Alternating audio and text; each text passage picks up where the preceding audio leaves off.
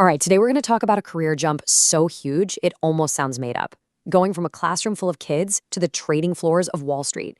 It's an amazing story about how two worlds that couldn't be more different can actually come together to forge one really extraordinary professional. Let's jump in. I mean, that's really the big question, isn't it? You've got the classroom, which is all about patience and nurturing growth, and then you have Wall Street, which is, well, it's all about profit, pressure, and speed. So what happens when someone actually tries to build a bridge across that seemingly impossible gap? So let's start at the very beginning. Long before the stock tickers and the trading floor, there was the classroom. This was a world built around lesson plans, connecting with students, and, that very unique kind of pressure that comes with shaping young minds. And this is where you can really see just how different these two universes are. In the classroom, success is that aha moment from a student. It's measured in things like patience and empathy. On Wall Street, the metrics are, well, they're brutal. It's profit and loss, how fast you can make a decision, and a kind of ruthless efficiency. The contrast is just night and day. Every great story has that one moment, that turning point, and this one is no different. There was a specific event, a catalyst, that lit the fire, the desire to swap the blackboard for the stock ticker. And really, this was the point of no return. A catalyst for change isn't always some big, dramatic crisis. Sometimes it's just a sudden thought that you could be doing more, or a curiosity that just gets too loud to ignore. For our teacher, it was that little voice in the back of their head asking, what if? And that's a question you've got to ask, right? What really pushes someone to leave a stable, predictable job for something so uncertain and high stakes? Is it about wanting a different kind of impact? Or maybe just to see what your own limits are? Whatever it is, the drive to make that leap has to be incredibly powerful.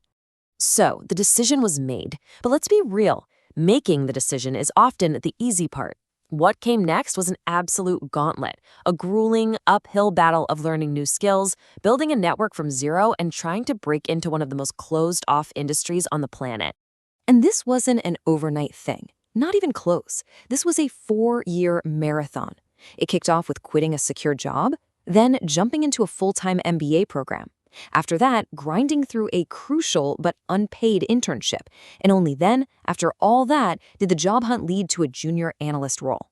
This was a massive, multi-year gamble on a whole new life. Now, if you want to truly understand the kind of grit we're talking about, just look at this number. 142. That is how many rejection letters came in before a single yes. Just think about that. Imagine the resilience it takes to get knocked down that many times and just keep getting back up. That number tells you everything. So, they made it. Arrival. But getting your foot in the door is one thing. Surviving is another. The culture shock was instant, a total fish out of water feeling, where it seemed like every single rule of the game had completely changed. I mean, can you imagine that first day? You're suddenly hit with a whole new language of jargon and acronyms. The pace isn't just fast, it's absolutely relentless. And the pressure? Look, managing a classroom is tough, for sure, but it's a world away from the pressure of making multi-million-dollar decisions in a split second. Okay, this brings us to the final and, I think, the most fascinating part of the story. For a long time, that teaching background probably felt like a liability. But then, something clicked. It became clear that all those years in the classroom weren't something to hide. They were a secret weapon. And here's how it all connects. It turns out, a teacher's core skills are incredibly valuable in finance. That ability to take a really complex idea and explain it simply, that's perfect for talking to clients. Being able to read a tense room during a negotiation, that's just classroom management. And staying calm when the market is going crazy, hey, that's just another Tuesday afternoon with a room full of 30 kids. And this is the real transformation. The journey didn't erase the teacher. Instead, it fused the two identities together. The end result wasn't just a financier.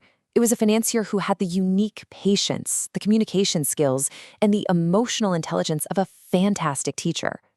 We'll leave it with this quote because it just perfectly wraps everything up.